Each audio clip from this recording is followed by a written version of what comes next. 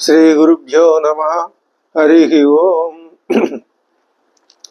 దంతాంచలేన ధరణీతలమున్నమయ్య పాతాళకేళిషు ధృతాది వరాహలీలం ఉల్లాఘనోత్ఫణ ఫణాధర గీయమాన క్రీడావదాన విభరాజముఖం నమామః.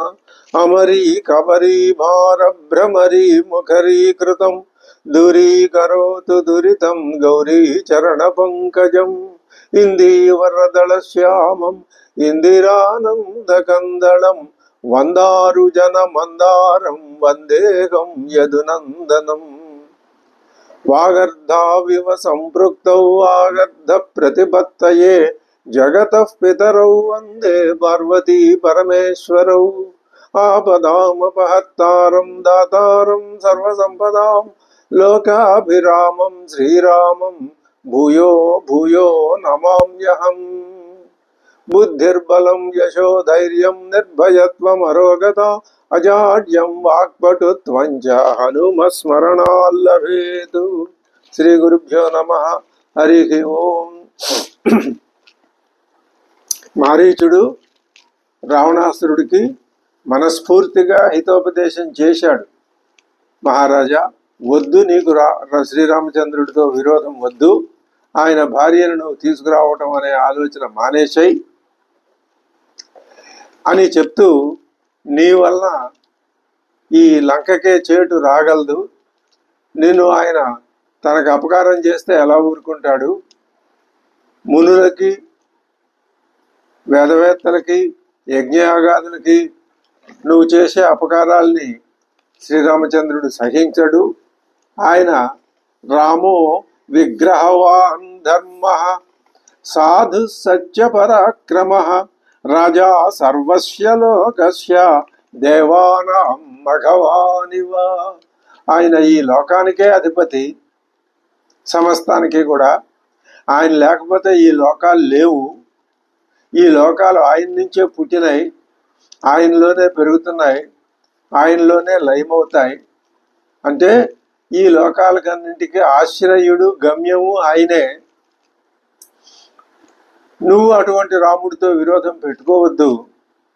ఆయన మూర్తిభవించిన విగ్రహం ధర్మస్వరూపుడు. ధర్మస్వరూపుడే కదా, నన్నేం చేస్తాడని నువ్వు ఆ ధర్మం అంటే, రాముని యొక్క ధర్మం అంటే ఏమిటో తెలియక ఆ ధర్మాన్ని నువ్వు అపహాస్యం పాలు చేయవద్దు అని రాముడి పరాక్రమాన్ని గురించి కూడా వివరించి చెప్పి, ఇప్పుడు మళ్ళీ ఇలా అంటున్నాడు. ఏమంటున్నాడు?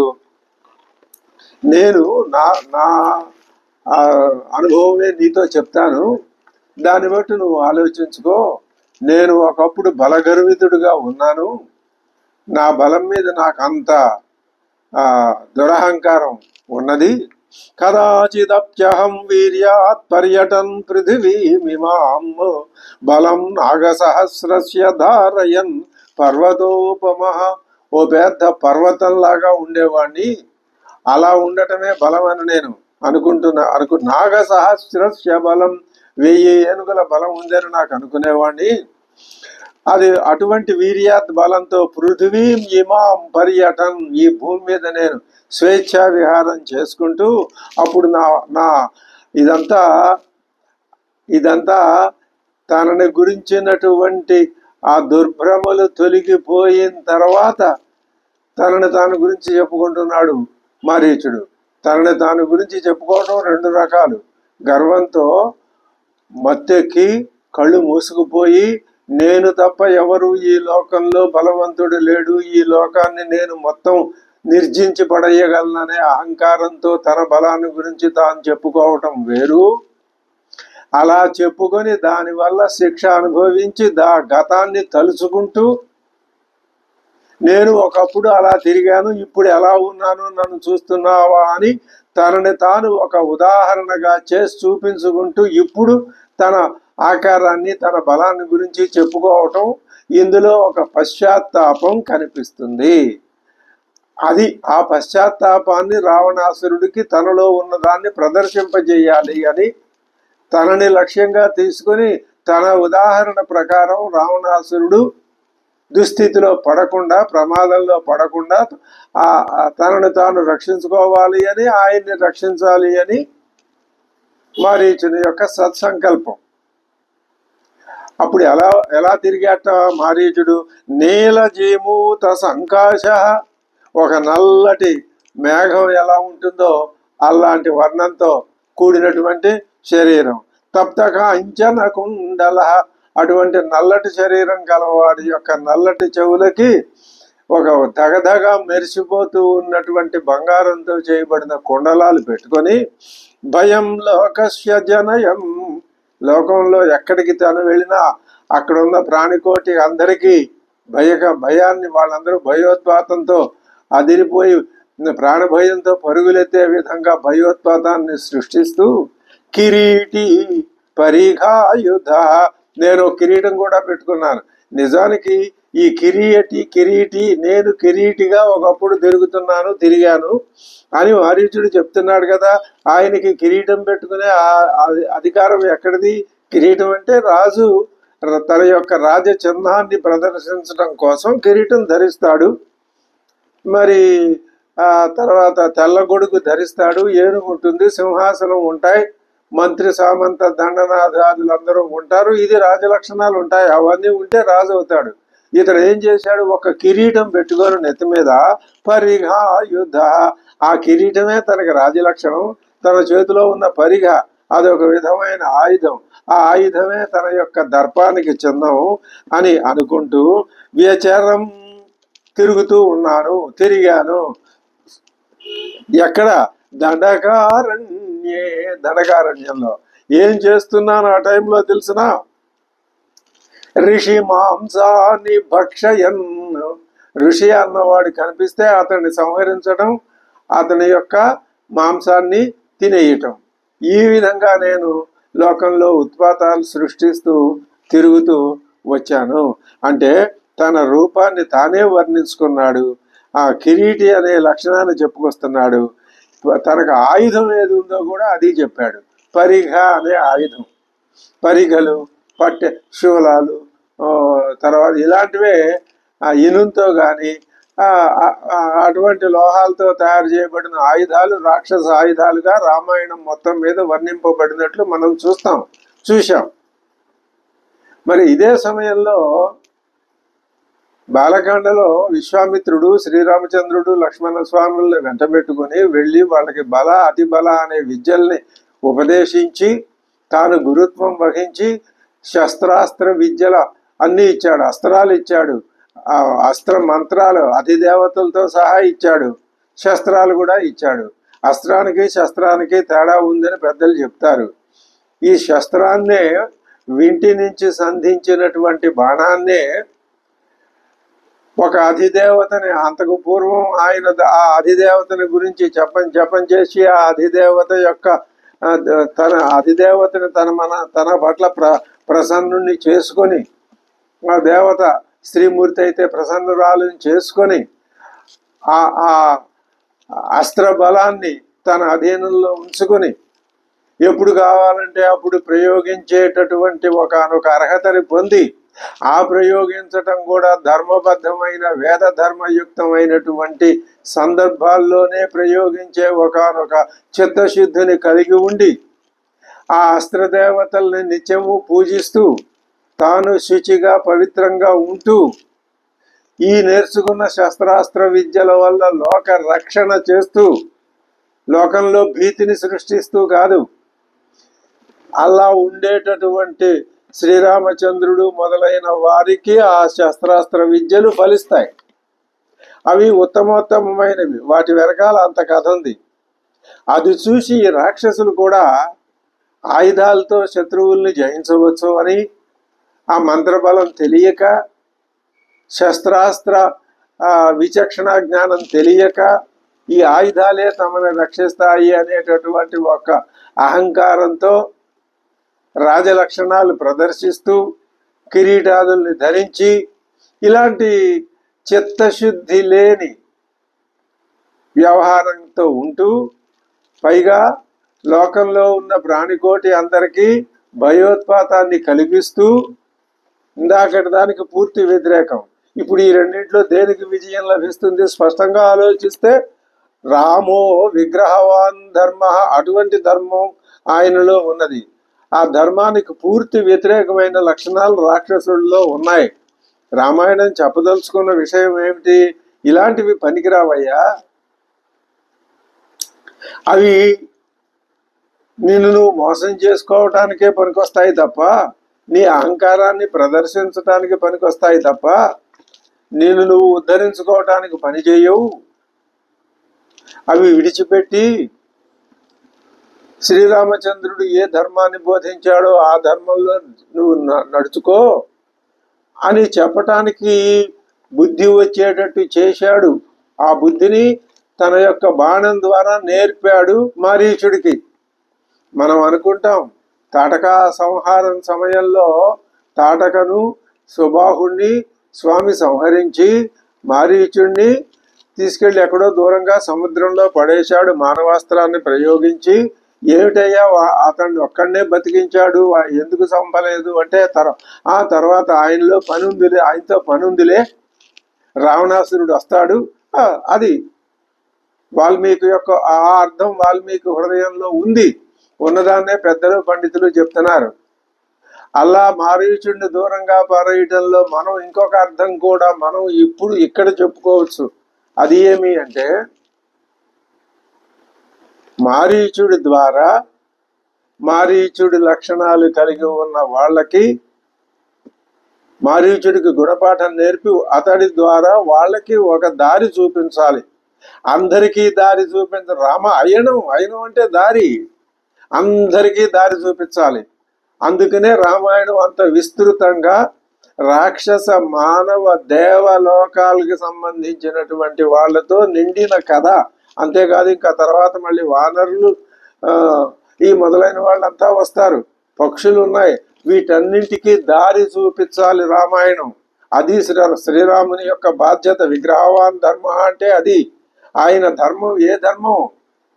తన ధర్మాన్ని అందరికీ బోధిస్తే, అందరికీ ఒక్కొక్కడికి కొంత ఇంత అయినా రామధర్మం ఏమిటో, రాముడి చేత బోధింపబడిన ధర్మం ఏమిటో తెలిస్తే, ఇదిగో ఇప్పుడు మనం ఏం చేస్తున్నామో రమణీయం రామాయణ మార్గం అనే శీర్షిక పెట్టుకొని మనం రామాయణాన్ని ఏ నూతన దృక్పథంతో చదువుకుంటున్నామో, అధ్యయనం చేస్తున్నామో, అందులో కొంతైనా కనుక వాళ్ళకి నేర్పినట్లయితే వాళ్ళు తాము ఎక్కడి నుంచి వచ్చామో ఆ స్థితిని పొందటానికి, ఆ స్థితిలోకి మళ్ళీ చేరుకోవటానికి అర్హులవుతారు. లేకపోతే అసుర్యానామతే లోకా, ఇక్కడే ఈ రాక్షస లోకాల్లోనే పడి ఉంటారు.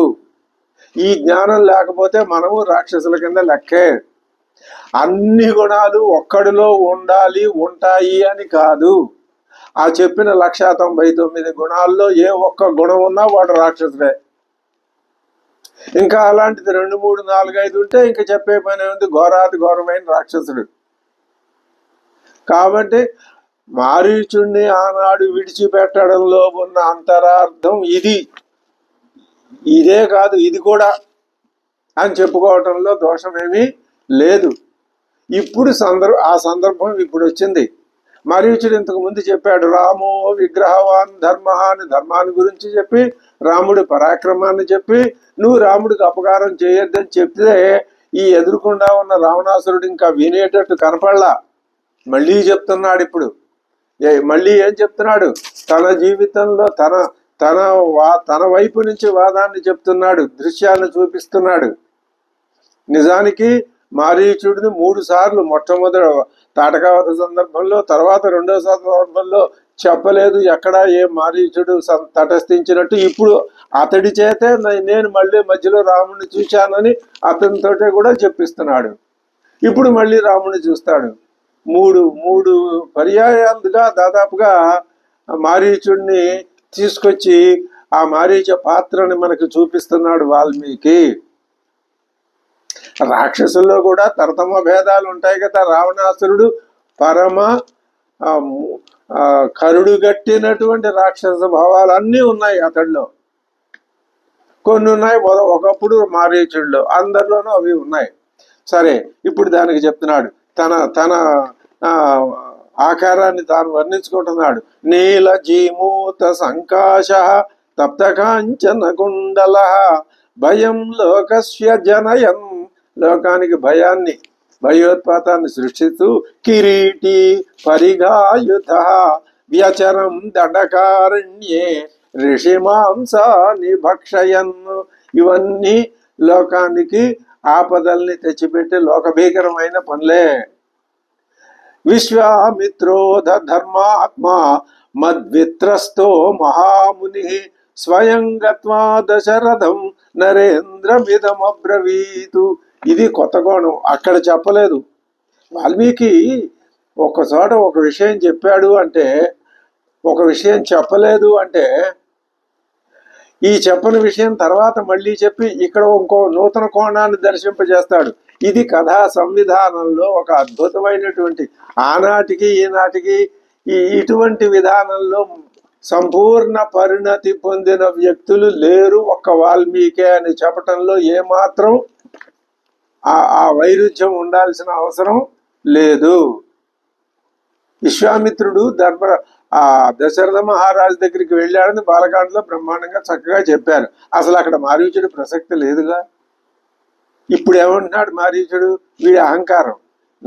నాకు భయపడే విశ్వామిత్రుడు ఆ దశరథ మహారాజు దగ్గరికి పరిగెత్తుకుంటూ వెళ్ళి ఆ మారీచుడిని చంపాలి, మీ రాముడిని పంపించు అని అడిగాడని చెప్తున్నాడు.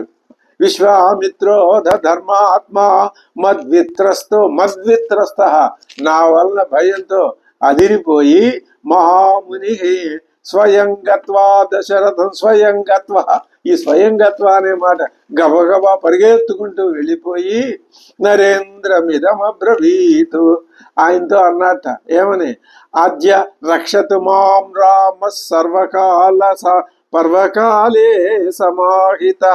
పర్వ సమయాల్లో అంటే యజ్ఞయాగాదులు చేసే సమయంలో మేము సమాహిత ఏమరపాటు లేకుండా ఉండి, అద్య ఈ రోజున మాం రామ రక్షతు పర్వకాలే సమాహిత మారీచాన్మే భయం ఘోరం. ఎవరి నుంచి నిన్ను రక్షించాలయ్యా? నాకు ఘోరమైన భయం కలుగుతోంది మారీచుడు వలన, తాటక వలన, సుబాహుడి వలన. సముత్పన్నం నరేశ్వర ఇత్యేవ ముక్తో ధర్మాత్మా రాజా దశరథస్తదా ప్రత్యువాచ మహాభాగం విశ్వామిత్రం మహామునిం. ఇప్పుడు ధర్మాత్ముడైన రాజా దశరథ విశ్వామిత్రుడు వచ్చి ఇలా అడిగేసరికి ఆయనతో అంటున్నాడు, బాలు 12 వర్షోయం అకృతాస్త్రశ్చ రాఘవ. అకృతాస్త్రుడయ్యా, ఇంకా ఆయుధ విద్య అంతా పూర్తిగా రాముడు నేర్చుకోలేదు. బాల కేవలం 12 ఏళ్ల పసివాడు మా అబ్బాయి. ఈ పసిబాలుడు ఆ మారీచుడు లాంటి భయంకరుడు అయినటువంటి రాక్షసుడిని ఏం సంహరించగలడు? కామంతు మమ యత్ సైన్యం మయా సహ గమిష్యతి. కాబట్టి నా ఇష్టం ఏంటంటే నా సైన్యాన్ని వెంట పెట్టుకొని నేనే నీతో వచ్చేస్తాను. బలేన చతురంగేణ, నా చతురంగ బలాల్ని వెంట పెట్టుకుని స్వయం ఏత్య నేనే వచ్చి నిశాచరాన్ వధిష్యామి మునిశ్రేష్ఠ. హే మునిశ్రేష్ఠ, అహం నిశాచరాన్ వధిష్యామి. శత్రుంస్తే మనసేప్సితాన్ ఇత్యేవ ముక్త సముని రాజానం ఇదం అబ్రవీతు. అనేసరికి రాజుగారితో దశరథుడితో విశ్వామిత్రుడు అంటున్నాడు, ఈయన యొక్క అమాయకత్వాన్ని చూసి, ఈయన పుత్ర ప్రేమను చూసి, అజ్ఞానంలో కొంత భాగాన్ని చూసి విశ్వామిత్రుడికి ఆయన నవ్వుకొని లోపల, ఆయన అది కాదయ్యా, దీంట్లో చాలా అసలు ఈ రాముడంటే ఏమనుకున్నావు, మారీచుడంటే ఏమనుకున్నావు, మారీచుడిని చంపడం అంటే నీ సైన్యం వల్ల ఇదంతా కాదు, నీకు అర్థం కావట్లేదు, నీకు లోకంలో అర్థం కానిది చాలా ఉంది, నేను చెప్తాను విను అంటే ఈ మాటలు దశరథుడితో అంటాం కాదు, సాధకులతో అన్న మాటలు ఇవి. దశరథుడికి ఏమి లక్షణం ఉంది? పుత్ర ప్రేమ, మితిమీరిన పుత్ర ప్రేమ. ఏమి సుమిత్ర కన్నది కదా, ఆమెకి లేదే అంత అంత పుత్ర ప్రేమ ఆవిడికి లేదే. సుమిత్రకు దశరథుడికి పుత్ర ప్రేమ, మరి సుమిత్రకు లేదేమి. ఆమె కుమారుని అయినా నువ్వు వెళ్ళరా బాబు అని చెప్పి బలం చక్కగా పంపించిందే. పాత్ర చిత్రణలో ఎటువైపుకి ఏమి నేర్పటానికి, లోకానికి ఏం చెప్పటానికి, ఏమి సందేశం ఇవ్వటానికి, ఏ పాత్ర ద్వారా ఎటువంటి సందేశాన్ని ఇవ్వటానికి వాల్మీకి మహర్షి ప్రయత్నిస్తున్నాడో ఆ సందేశం యొక్క ఆ ప్రాముఖ్యత ఎలాంటిదో, అది మనకి ఎంత ఉపయుక్తంగా ఉంటుందో ఈ విషయాలు మనం గ్రహించి వాల్మీకి మతానుసారంగా, శ్రీరామ వచనానుసారంగా మనం ఆ మార్గంలో మనకున్న పరిమితులకు లోబడే, పరిమితులకు మించి ఎవరో మించి చేస్తే మంచిదే, పరీక్షితులాగా, మరి ఇంకా మిగిలిన వాళ్ళలాగా.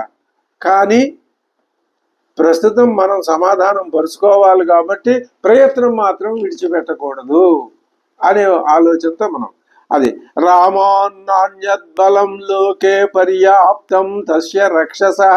ఓ దశరథ మహారాజా, రాముని బలం కంటే పర్యాప్తమైన బలం, ఆ రాక్షసుడిని సంహరించే బలం మరొకటి లేదు.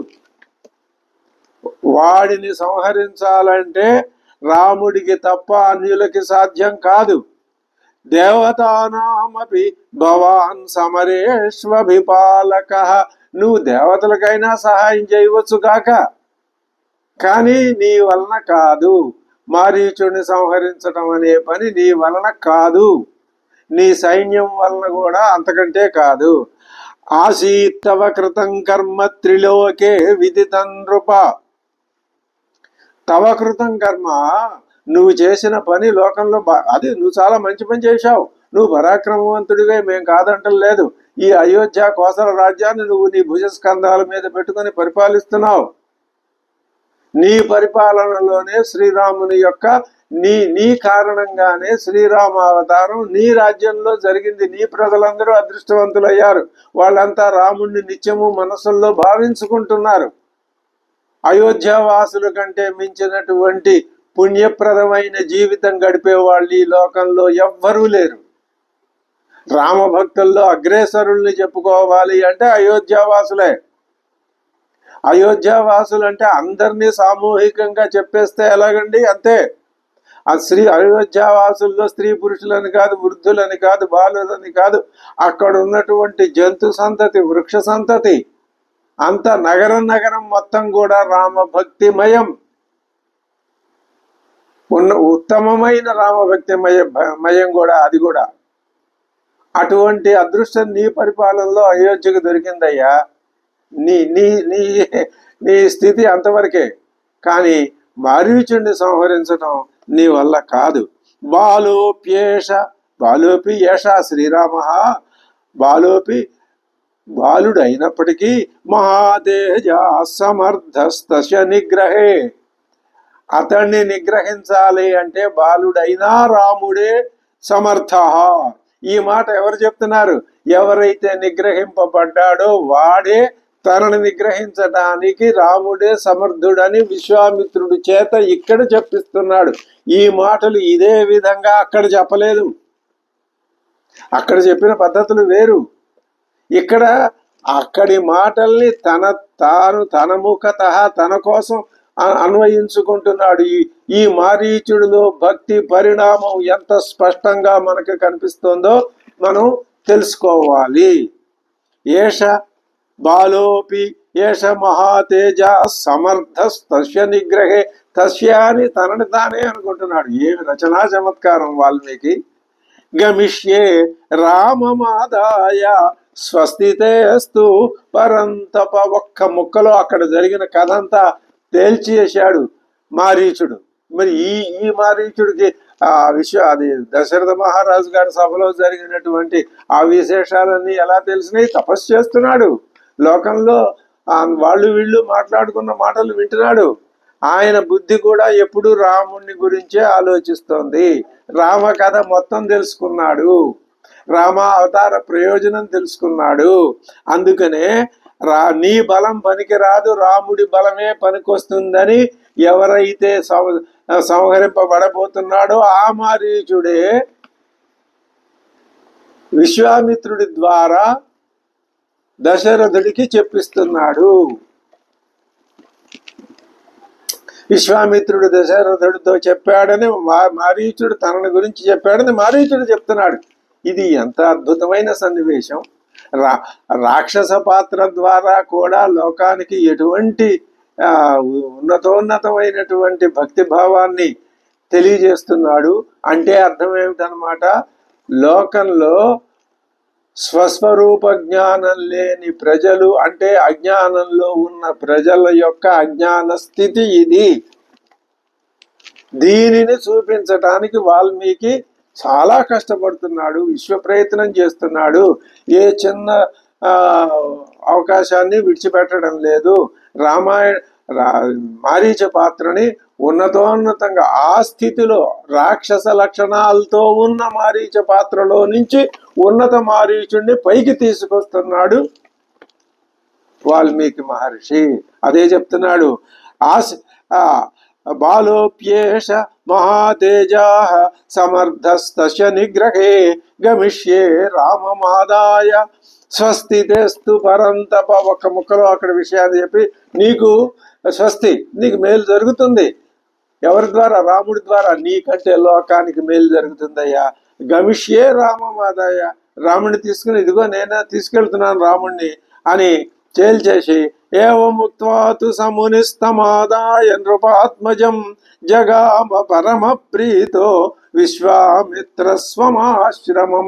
ఆ మాట చెప్తూ విశ్వామిత్రుడు తన ఆశ్రమానికి ఆ శ్రీరామచంద్రుణ్ణి లక్ష్మణుణ్ణి వెంట పెట్టుకుని తీసుకెళ్లాడు. తందదా దండకారణ్యే యజ్ఞముద్దిశ్య దీక్షితం బభూవోపస్థితో రామ చిత్రం విస్ఫారయన్ ధను.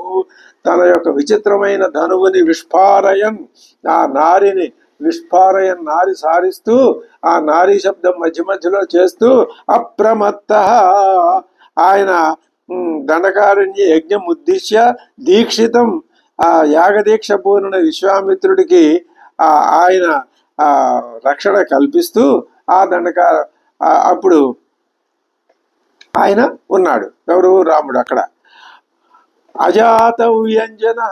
ఇంకా అద్భుతమైన విషయం చెప్తున్నాడు వాల్మీకి.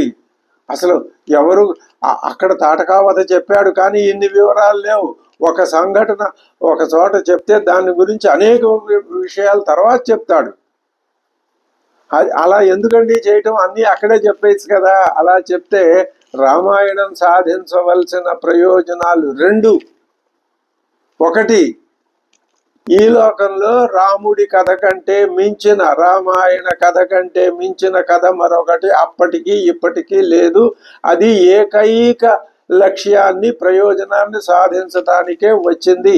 ఆ లక్ష్యం ఇది లోకాలన్నింటినీ ఆక్రమించటం. ఈ రెండు ప్రయోజనాలు రామాయణం వలన సిద్ధించాలి.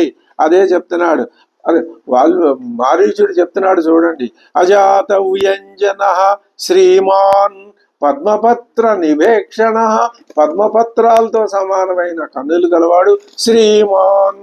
శోభాయుక్తమైనటువంటి అద్భుతమైన దివ్య సౌందర్యం చూస్తే అసలు ఏమిటి సౌందర్యం? ఎక్కడా లేదు, ఎప్పుడూ చూడలేదు. ఎన్ని జన్మల నుంచి నేను ఇటువంటి సౌందర్యాన్ని నేను చూడటానికి ప్రాకులాడుతున్నాను. ఆ సౌందర్యం ఒక్కసారే నా కళ్ళ ముందు కనిపిస్తున్నదా? ఇదే సుందరకాండ. ఈ సౌందర్యమే మనం చూడగలిగితే రామ సౌందర్యం బాలకాండ నుంచి యుద్ధకాండ దాకా పరుచుకొని వ్యాపించి ఉన్నది. అది సుందరకాండలో మరింత స్వచ్ఛంగా ప్రకాశించింది. కాబట్టి రామాయణంలో ఉన్నది రామ సౌందర్యమే. రామ సౌందర్యం అంటే మనం పొరపాటు పడక్కర్లేదు. రాముడు అంటే సీత, రామ అంటే రామ స్త్రీలింగ పదం చేస్తే సీత, పుంలింగ పదం చేస్తే రాముడు. కాబట్టి రాముడు అంటే సీతమ్మ రాముడు ఇద్దరు అనే అర్థం. ఇంకా అందులో ఎప్పుడు ఏ విధమైన అనుమానం ఉండాల్సిన అవసరం లేదు. ఆ సౌందర్యం మానవులకు మేము గొప్పవాళ్ళం, శాస్త్ర పండితులం, ఇలాగూ అలాగూ అని చెప్పి చేసేటటువంటి మానవుల్లో ఆ సౌందర్యాన్ని గుర్తించే శక్తి ఉందా? ఉంది. లేదని ఎవరు అనరు. ఉంది, ఎవరో కొద్ది మందిలో ఉంటుంది, మహానుభావుల్లో. అందరిలోనూ ఉంటుందా? అందరిలోనూ ఉంది, కానీ వాళ్ళకి తెలియదు. అదే పరమాత్మ తత్వం. సర్వీదం బ్రహ్మమయం జగత్. అసలు ఈ సృష్టి అంతా ఇంకొక మాట అండి, ఉన్నది పరమాత్మ తత్వమే. మరి మేము, నేను, మీరు, ఇది అంతా ఉన్నది, ఇదంతా ఆభాస. లేదు ఎండమావుల్లో నీరు, ఇదంతా లేదు లేదు లేదు, ఉన్నది పరమాత్మ తత్వమే.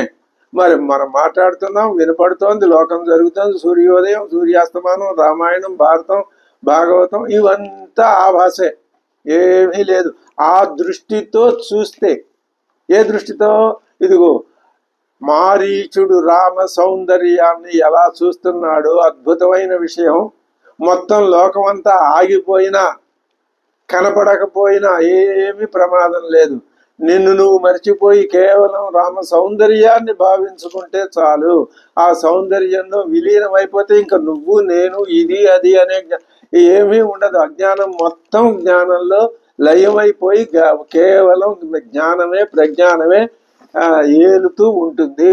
అదే చెప్తున్నాడు, అజాత వ్యంజన వ్యంజన. ఆయనకి ఇంకా మీసాలే మొలవలేదు అని ఒక మాట చెప్పుకోవచ్చు. ఇంకొక అర్థం చెప్పుకోవచ్చు, అసలు వ్యక్తం అవ్వలేదు ఆయన యొక్క స్వభావం లోకంలో. ఇదేమిటయ్యా, ఈ లోకాన్ని నేను సృష్టించాను, నేను ఈ లోకంలో ప్రవేశించాను, ఈ లోకాన్ని నేను ధరిస్తున్నాను, భరిస్తున్నాను, పోషిస్తున్నాను, అయినా ఈ లోకం నన్ను గురించి చెప్పుకోదేమి అని ఆయనకి ఏమైనా కొద్దిగా ఆలోచన కలిగి, సరే చూద్దాం వీళ్ళ సంగతి ఏమిటో అని కొంచెం ఏమనొచ్చు, ఏ మాట ఉపయోగించాలి, ఆయనకు కొద్దిగా బాధ కలిగింది అనుకుందాం, తప్పేమి లేదు. శ్రీరాముడికి మళ్ళీ పునరాలోచన కలిగి, ఇంత చేసినా వీళ్ళు నన్ను గుర్తించట్లేదే, పదండి ఇంకొకసారి వెళ్ళి మళ్ళీ అందరికీ గుర్తు చేసేద్దాం అని. నేను ఒక్కడిని పెడితే వీళ్ళు అసలు గుర్తించరు, నేను ఇద్దరుగా వెళతాను, నేను ఇద్దరుగా వెళ్ళినా అసలు గుర్తించరు వీళ్ళు. నన్ను నేను ఒక చోట, నేను ఇద్దరుగా ఇక్కడ, నలుగురుగా ఇక్కడ. ఇప్పుడు ఈ నలుగురిని నేను, ఈ ఇద్దరిని నేను అని అనుకుని నేను ఒక్కడనే ఇలా మారి నా సోదరుడుగా, నా భార్యగా, నాలో శక్తి అంతా నా భార్య, ఆవిడికి సీత అని పేరు పెడతా. మరి నా మనసులో ఉన్న భావాలన్నీ నేను చెప్తే బాగుండదుగా, అందులో సరసత్వం ఉండదుగా. అందుకని మిగిలిన ముగ్గురు తమ్ముళ్ళని నేనే ముగ్గురు తమ్ముళ్ళ కింద మారతా అని అనుకుని ఆయన వచ్చి ఇప్పుడు ఈ ప్రయత్నం చేస్తున్నాడు. ప్రయత్నం చేయకపోతే ఆయన గురించినటువంటి వ్యంజకత్వం లోకానికి తెలియదు. ఆయన వ్యంజితుడు కాడు, తెలియ చెప్పబడడు. అజాత వ్యంజన. మరీచుడు ప్రయోగిస్తున్నాడు, ఎటువంటి అద్భుతమైన మాట ప్రయోగించాడు. అజాత వ్యంజన శ్రీమాన్ పద్మపత్ర. శ్రీమాన్ సౌందర్యం కలవాడు, రామ సౌందర్యమే ఉన్నది తప్ప మరొకటి లేదు. రామ అంటే సీత అని కూడా. ఏకవస్త్రధర ధన్వి శిఖి కనకమాలయ. శిఖం కలిగిన శిఖలు రాముడికి ఇంకా ఏమాత్రం యౌవన చిహ్నాలు పొడగట్లేదు. తామర రేకుల వంటి కన్నులు, ఒకటే వస్త్రం కట్టుకున్నాడు, బంగారు మాలని ధరించాడు, తలపై శిఖ కట్టుకున్నాడు. దేదీప్యమానమైన తన తేజస్సుతో దండకారణ్యాన్నంతటినీ ప్రకాశింపజేస్తూ అప్పుడే ఉదయించిన బాలచంద్రుడిలాగా కనిపిస్తున్నాడు. శోభయం దండకారణ్యం దీప్తేన స్వేన తేజస అదృశ్యత తతో రామ బాలచంద్ర ఇవోదిత. అందుకనే బాలకాండ. శ్రీరాముడు బాలచంద్ర ఇవ ఉదిత, ఉదయించాడు. ఎవరి వలె? బాలచంద్రుడి వలె. బాలచంద్రుడు ఏమవుతాడు? బాలచంద్రుడుగానే ఉండడు, పూర్ణచంద్రుడు అవుతాడు. పూర్ణచంద్రుడు ఏమవుతాడు? రామచంద్రుడి యొక్క ప్రతిరూపంగా ఉంటాడు. ఈ లోకమంతా పూర్ణచంద్రమయమైన రామచంద్రమయమే అని అద్భుతంగా శ్రీరాముడి అవతారాన్ని వర్ణించాడు. ఈ శ్లోకం నిజంగా చాలా, 2 శ్లోకాలు అద్భుతమైన శ్లోకాలు. వాల్మీకి హృదయం అంతా తీసుకొచ్చి ఈ 2 శ్లోకాల్లో శ్రీ రామాయణ ప్రయోజనాన్ని ఇందులో నిక్షిప్తం చేశాడా అని అనిపిస్తుంది. అజాత వ్యంజన, అంతకు ముందు దాకా రాముడు అంటే ఏమిటో తెలియదు, మీసాలు గీసాలు రావడం అని కాదు అర్థం. అజాత వ్యంజన, అసలు లోకానికి రామ లక్షణాలు తెలియటం లేదు, అవి తెలియచెప్పటం కోసమే ఆయన వచ్చాడు. శ్రీమాన్, శ్రీ అంటే సీతాదేవి, శ్రీమాన్ సీతతో కలిసి వచ్చాడు. పద్మపత్ర నివేక్షణ, పద్మపత్రాలు దేనికి? తెలివికి, ఎదురుకుండా ఉన్న దృశ్యాలనే కాక సమస్తాన్ని కూడా చూసి తెలుసుకోగలిగిన శక్తికి ప్రతీకలు పద్మపత్రాలు. పద్మం వికసిస్తుంది, వికసించిన పద్మం యొక్క రేకు ఎంతో తెల్లగా ఉంటుంది, విశాల కళ్ళు అలా ఉంటే ఆ కళ్ళని కలిగి ఉన్నటువంటి వ్యక్తి యొక్క బుద్ధి జ్ఞానం అంత అద్భుతంగా ఉంటుంది అన్న ఒక సంకేతం. అందుకనే పద్మపత్రాలతో పోలుస్తారు శ్రీ మహావిష్ణువు యొక్క, సీతమ్మ వారి యొక్క కళ్ళని. పద్మపత్ర నివేక్షణ, ఎక్కడా రాక్షసుల కళ్ళని ఇలా పోల్చినట్టు ఎక్కడా లేదు, ఉండదు కూడా. ఎందుకని? ఈ పద్మపత్రం అనేది ఒక సంకేతం. దేనికి? విజ్ఞానానికి, తెలివితేటలకి, పరమాత్మ స్వరూపానికి సంకేతం. ఓంకారం ఏ విధంగా పరమాత్మకి సంకేతము, పద్మపత్రం కూడా పరమాత్మకి సంకేతమే. పద్మపత్ర నివేక్షణ ఏకవస్త్రధరో ధన్వి, ధనుస్సు ధరించాడు. ధనుస్సు దేనికయ్యా అంటే అందరినీ చంపేస్తాడా? కాదు. ధనుస్సు అంటే ఇది అందరినీ చంపే ధనుస్సు కాదు. ఈ ధనుస్సు ఏం చెప్తున్నాము? ఆ అకార ఉకార మకారాలు ఓంకారమే ధనస్సు. ఆ ఓం, ఓంకారమే ధనస్సు. ఆ ఓంకారం అనే ధనస్సులోనే నువ్వు ఆ భక్తి అనేటటువంటి ఆ శరాన్ని సంధించి నువ్వు ఆ ఓంకారాన్ని నువ్వు ప్రయోగించు. అజ్ఞానం అనేటటువంటి ఆ దుర్లక్షణాల్ని రూపు మాపుకుంటే, పోగొట్టుకోగలిగితే నువ్వు జ్ఞాన స్వరూపుడివి అయిపోతావు. ఇది కోదండం. మనకి కోదండ రాముడు అంటే అందరి మీద బాణాలు వేసి చంపేస్తాడనేటటువంటి దురర్థం కాదు. కాదు. కోదండ రాముడు అంటే నీ ఆలోచనల్ని కోదండ ధనుస్సు కింద చేసి ఆ ఓంకారం అనే బాణాన్ని ప్రయోగించి నీ అజ్ఞానం అనే రాక్షస లక్షణాల్ని పోగొట్టుకో అని చెప్పటం కోదండం లక్షణం. ధన్వి శిఖి. ఇప్పుడు మరి మనం ఏదో అతిశయోక్తి అర్థం చెప్పుకున్నామని కాదు, కానీ ఇప్పుడు జరిగింది ఏమిటి? ఆ కోదండంలో బాణం ప్రయోగించటం వల్లనే కదా వీడికి ఈ మారీచుడికి ఇంత విజ్ఞానం వచ్చింది. మరి ఈ ప్రతీక మనకి సరిగ్గా సమన్వయం అయ్యి కనిపించడం లేదా? కనిపిస్తూనే ఉంది కదా. శోభయం దండకారణ్యం దీప్తేన స్వేన తేజసా అదృశ్యత తతో రామో బాలచంద్ర యువోదిత. బాలచంద్రుడి వలె ఉదిత, ఉదయించను. అదే బాలకాండం అని చెప్పుకున్నాం కదా. అద్భుతంగా కుదిరింది. మనం ఒక్కొక్కసారి ఏమీ అవసరం లేదు, మన బుద్ధిని తీసుకెళ్లి శ్రీరాముని పాదాల మీద పరిస్తే చాలు. ఆ పాద స్పర్శ వల్ల మరి భరతుడికి రాజ్యపాలన సామర్థ్యం వచ్చిందే. మనకి కనీసం రామపాదుక స్మరణం వలన రామతత్వం 100లో 1 అంశం, 100 అంశాల్లో 1 అంశం మనకి స్ఫురించినా చాలు కదా. అదే ఇది. అందుకని తతోహం మేఘ సంకాశ తప్త కాంచన కుండల బలి దప్తవరో దర్భాదాజగామ తదాశ్రమం. తాను వచ్చేటప్పుడు నేను అలా వెళ్ళానని ఆయన చెప్పుకుంటున్నాడు మారీచుడు. ఎలాగా? మేఘ సంకాశ వర్ణ, నల్లటి మేఘాలతో అంటే నల్లని శరీరపు కాంతులతో ఇందాక చెప్పుకున్నాడు. తప్త కాంచన కుండల, బంగారపు కుండలాలు ధరించి, బలి దత్తవర, నేను అంతకు పూర్వం మరి బ్రహ్మదేవుని గురించి తపస్సు చేశాడనే అనుకోవాలి. ఎవరిని గురించి తపస్సు చేశాడో తెలియదు, కానీ మొత్తానికి వరాలు సంపాదించాడు. ఆ వరగర్వం మారీచుడిలో ఉంది.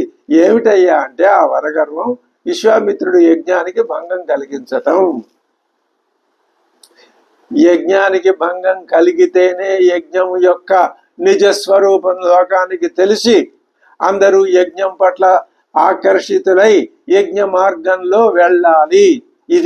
ఇది పద్ధతి. కాబట్టి ఒక వ్యతిరేక శక్తి ఉండాలి, ప్రశ్నించేవాడు ఉండాలి. ఉంటేనే నిజం చేసేవాడు సరిగ్గా చేస్తాడు. ప్రశ్నించేవాడు లేకపోతే ఆ దుర్లక్షణం వీళ్ళకి పట్టుకుంటుంది. బలి దత్తవరో దర్పాత్ అజగామతదాశ్రమం. నేను ఆయన ఆశ్రమానికి, విశ్వామిత్రుడి ఆశ్రమానికి వెళ్ళాను. తేన దృష్ట ప్రవిష్టోహం సహసైవోజ్యతాయుధ మాంతు దృష్ట్వా ధనుస్సజ్జం అసంభ్రాంతశ్చకారస. అహం తేన దృష్ట, నేను శ్రీరామచంద్రుడి చేత దృష్ట, చూడబడ్డాను. అది అదృష్టమే, రాముడి చేత చూడబడటం. సహసైవ, నన్ను చూసిన వెంటనే సహసైవ ఉద్యతాయుధ. ఆ రాముడు ఏం చేశాడు? ఏమాత్రం తొట్టు పడకుండా మాం దృష్ట్వా ధనుస్సజ్జం అసంభ్రాంత, ఏమాత్రం భ్రాంతి లేకుండా, తొట్టుపాటులు లేకుండా ఆ వింటికి అల్లెత్రాడు బిగించాడు. ఏమి నిశ్శబ్దంగా చక్కగా.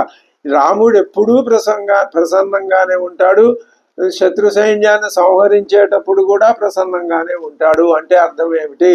మనం సాధనా క్రమంలో ఎప్పుడు అటువంటి ఆ భావోద్వేగాలకు కానీ, మరి ఆధునిక పరిభాషలో చెబితే బీపీ లాంటి వాటికి కానీ లోను కాకుండా నిత్యము ప్రసన్నంగా మనస్సును ఉంచుకోగలిగితేనే రామపాద దర్శనం అవుతుంది తప్ప లేకపోతే వేరుగా ఉంటే రాదు. ఆందోళనాది లక్షణాలు మనస్సుకు సోకినట్లయితే దానివల్ల నెరవేరవలసిన లక్ష్యానికి ఆ నెరవేరడం అనేటటువంటి సిద్ధి కలగదు. అందుకనే అది రాముడు తాను స్వయంగా ఆచరించి చూపిస్తూ ఉన్నటువంటి లక్షణం. ఏం చేస్తున్నాడు? అసంభ్రాంత. అద్భుతమైన విశేషణం. ఈ మాట కూడా ఎవరు కనిపెట్టారు? మరీచుడు కనిపెట్టాడు. వాడు సంభ్రాంతంగా ఉన్నాడు, కానీ రాముడు సంభ్రాంతంగా లేడని మారీచుడు కనిపెట్టి మనకు చెప్తున్నాడు. ఇప్పుడు ఈ మారీచ బోధన రావణాసురుడికే కాదు, మనకే. ఆహా, ఎంత గొప్ప వాల్మీకి రచనా నిర్మాణ దక్షత, నైపుణ్యం! రాక్షసుడి చేత మానవుడికి కర్తవ్య బోధన చేయిస్తున్నాడు వాల్మీకి మహర్షి.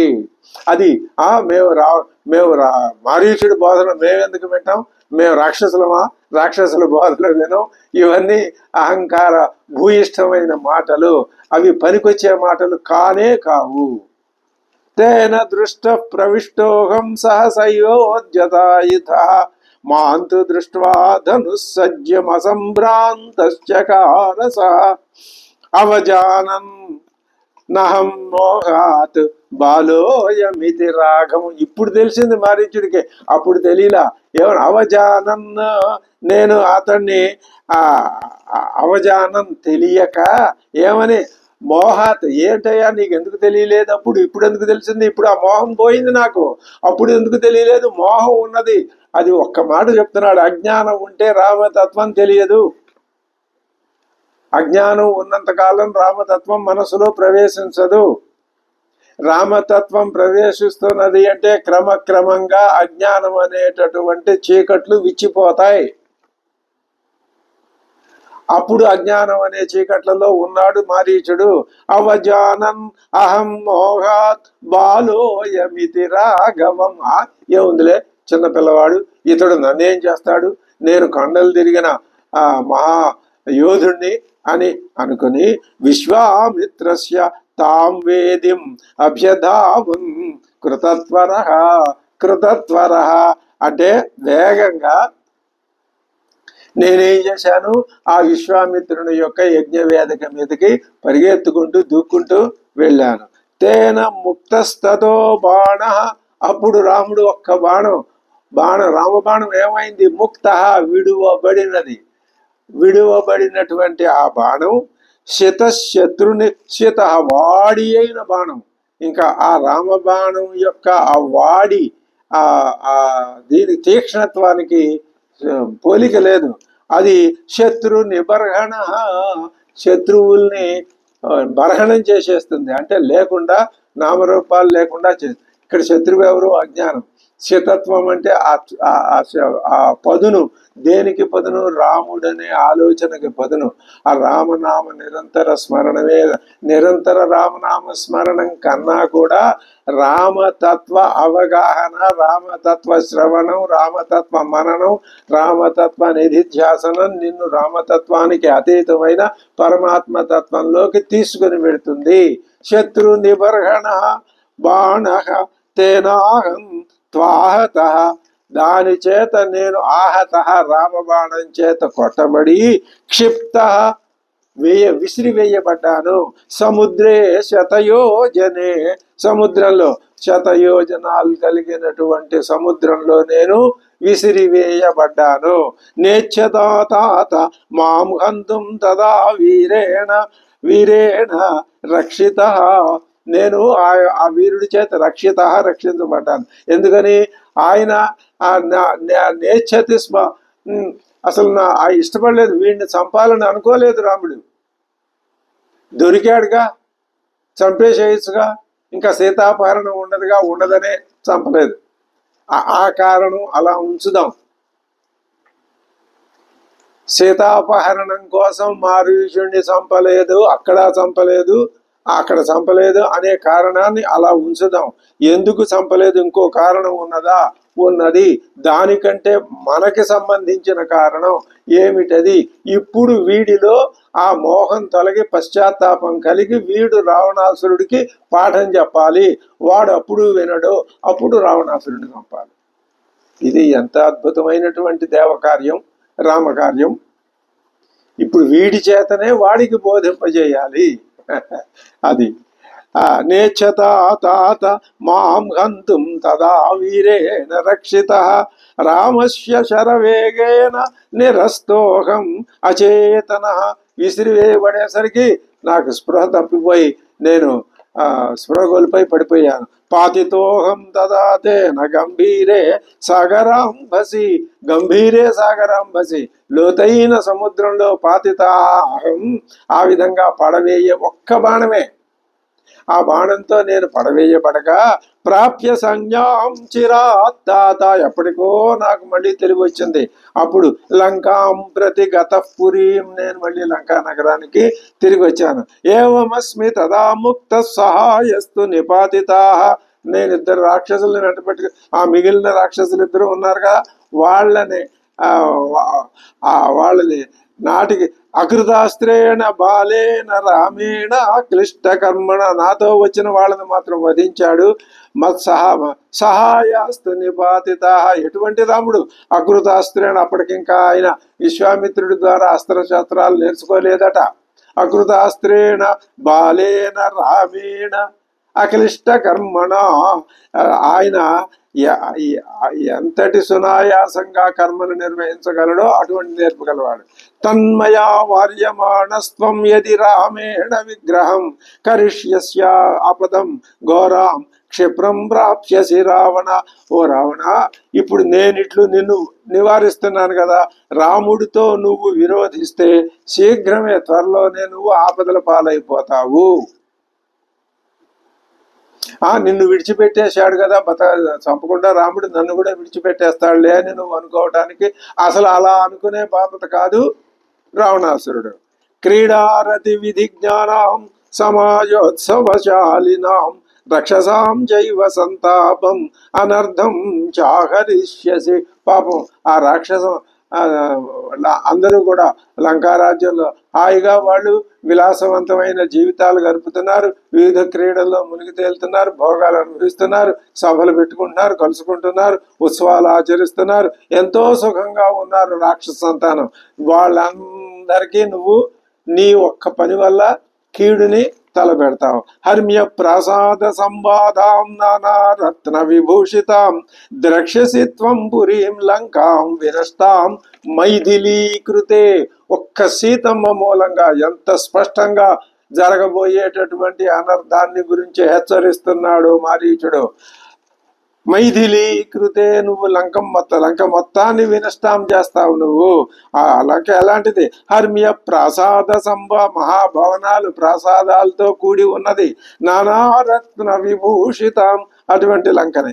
అకుర్వంతోపి పాపాని శుచయ పాప సంశ్రయాత్ పరిపాపైర్వినశ్యంతి మత్స్యానాగహరదే యథా. వాళ్ళేమీ తప్పు చేయలే లంకావాసులు. వాళ్ళు పుట్టారు, ఏదో పెరిగారు, వాళ్ళ జీవితాలు వాళ్ళు గడుపుకుంటున్నారు. అటువంటి వాళ్ళందరూ కూడా వాళ్ళ దోషం లేకపోయినా నీ దోషం వాళ్ళకి చుట్టుముడుతుంది. దివ్య చందన దిగ్ధాంగాన్ దివ్యాభరణ భూషితాన్ ద్రక్ష్యసి అభిగతాన్ భూమౌ తవ దోషాత్ రాక్షసాన్. అటువంటి వాళ్ళందరినీ కూడా నువ్వు చంపేస్తున్నావు. హృతదారాన్ సదారాంశ్చ దశ విద్రవతో దిశ హతశేషాన శరణాన్ ద్రక్ష్యసి త్వం నిశ. వాళ్ళ బాధలు వర్ణించి చెప్తున్నాడు. రాముడు లంకారాజ్యంలో ఉన్న రావణ రాక్షసులందరినీ సంహరించే స్థితిలో భార్యల్ని విడిచిపెట్టేసి పారిపోయేవాళ్ళు, భార్యలతో సహా పారిపోయేవాళ్ళు. ఎటు పారిపోతున్నారు? దశ దిశాం ప్రతి, 10 వైపులకి పారిపోతున్నారు వాళ్ళు. శరజాల పరిక్షిప్తాం అగ్నిజాల సమావృతాం ప్రదగ్ధ భవనాం లంకాం. లంక చుట్టూ బాణాలు కమ్మేస్తాయి, అగ్ని జ్వాలలు విజృంభించి లంకని దహింపజేస్తాయి. ప్రదగ్ధ భవనాం లంకాం ద్రక్ష్యసి నసంశయ పరదార. ఇదంతా ఒక్కటే. పరదారాభిమర్శాత్తు, కేవలం పరదారాభిగమనం అనే ఒకే ఒక దరిద్రమైన అసహ్యమైన లోకనాశకమైన లోక కంటకమైనటువంటి మానవ జాతి మానవుడి మనుగడకే భగ్నాన్ని కలిగించేది పరదారాభిగమనం. ఆ విషయం రావణాసురుడి కాలం నుంచి ఈ కాలానికి కూడా మానవ జాతి తెలుసుకోవటం లేదు. తెలుసుకోనంతకాలం శిక్ష పడవలసిందే. పరదారాభిమర్శాత్తు నాణ్యత్ పాపతరం మహతు. ఇంతకంటే వేరే పాపం ఏది లేదు. ప్రమదానాం సహస్రాణి తవ రాజన్ పరిగ్రహ. నీకు వేలాది మంది భార్యలు ఉన్నారు కదయ్యా. ఏమి భవ స్వదార నిరత. నీ భార్యల పట్ల నిరతి కలవాడవై, వారి పట్ల ప్రేమ కలవాడవై నువ్వు వాళ్ళతోటే సుఖంగా ఉండు. స్వకులం రక్ష, నీ కులాన్ని రక్షించుకో హే రాక్షస. మానం వృద్ధించ రాజ్యంచ జీవితంచ ఇష్టమాత్మన. నీ మానం, వృద్ధి, అభివృద్ధి, రాజ్యాన్ని, వీటన్నింటినీ నువ్వు రక్షించుకో. ఒక్క పరదారాభిమర్శనం అనే లక్షణం మాత్రం కనిపెట్టేశాడు మారీచుడు. ఇది ఒక్కటి మానుకుంటే మిగతావి ఇంతకాలం నేను రాముడు ఏమన్నా చేశాడా? నువ్వు చేసిన పనులకి ఏం చేయలేదే. ఇప్పుడు గనక నువ్వు సీత అనే ఆలోచన వచ్చిందో ఇంకా నువ్వు ఉండవు, నీ లక్షణాలు ఉండవు అని చెప్తున్నాడు. కళత్రాణి చ సౌమ్యాని మిత్రవర్గం తదైవచ యది ఇచ్ఛసి చిరం భోక్తుం మా కృధా రామ విప్రియం. హెచ్చరిస్తున్నాడు. నువ్వే కనుక నీ భార్యలతో నీ రాజ్యంతో హాయిగా సుఖంగా ఉండాలి అనుకుంటే మాత్రం నువ్వు ఏం చేస్తావు? మా కృధా రామ విప్రియం. శ్రీరామచంద్రుడికి అపకారం, విప్రియాన్ని, అయిష్టాన్ని నువ్వు తలపెట్టవద్దు. అంటే అర్థం ఏమిటి? బోధనలో సచ్చిత్ స్వరూపం ఏకంగానే చూడాలి. మా శక్తి, తెలివి, ప్రజ్ఞ, శక్తి, ఈ రెండు ఒక్కటే. సర్వజ్ఞ, సర్వశక్తి. ఈ శక్తిని విడదీసి జ్ఞానాన్ని విడిగా చూస్తే అది అహంకారానికి గుర్తు. జ్ఞానం అనేది లేదు, నా జ్ఞానమే జ్ఞానం. ఈ శక్తి దీనికి ఏవో కారణాలు చెప్పి ఈ శక్తిని మేము సృష్టిస్తాం, మేం చేస్తాం అని శక్తికి జ్ఞానానికి వేరు వేరు దృక్పథాన్ని కలిగి ఉంటే, ఆ రెండింటిని విడదీసే దృక్పథం ఉంటే అది ద్వైత దృష్టి. ద్వైత దృష్టే అహంకారం, ద్వైత దృష్టే అజ్ఞానం. అది పోతే మోక్షం. పురుషార్థాల్లో అది బ్రహ్మజ్ఞానమే మోక్షం. బ్రహ్మావగతిర్గి పురుషార్థ. బ్రహ్మావగతే అనుకునే వాళ్ళు ఈ రెండింటినీ విడదీసి చూడరు. విడదీసి చూశారు అంటే వాళ్ళకి మోక్షం అంటే ఏమిటో తెలియదు. వాళ్ళు చెప్పే మోక్షమే మోక్షం, అది మోక్షం కాదు. ఇంత అంతరార్థం ఉంది మారీచుడు చెప్పేటటువంటి ఈ మాటలు. అది మరి మనం గ్రహించకపోతే వాల్మీకి హృదయాన్ని సరిగ్గా గ్రహించినట్లు అవుతుందా?